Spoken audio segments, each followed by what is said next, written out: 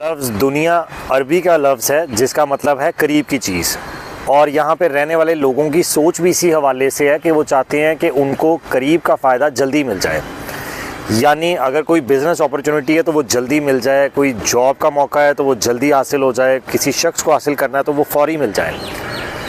अगर इस चीज़ में आपको कोई डिले आ रहा है तो ऐन मुमकिन है कि अल्लाह ताला की ज़ात का आपके लिए प्लान ये हो कि वो ये चाहता है कि जो चीज़ आप हासिल करना चाह रहे हैं उसकी अहमियत आपकी नज़र में बढ़ जाए। आपको ये अंदाज़ा हो कि जो चीज़ आप हासिल करना चाह रहे हैं उसकी अहमियत क्या है।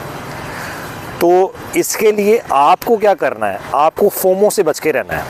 फोमो का मतलब ये है कि फियर ऑफ मिसिंग आउट, यानी जो चीज़ अल्लाह पाक की ज़ात ने आपके नसीब में, आपके मुकद्दर में लिख दी है वो आपको मिल के रहेगी, चाहे जो मर्ज़ी हो जाए। कोई कायनात का शख्स आपसे वो चीज़ छीन नहीं सकता।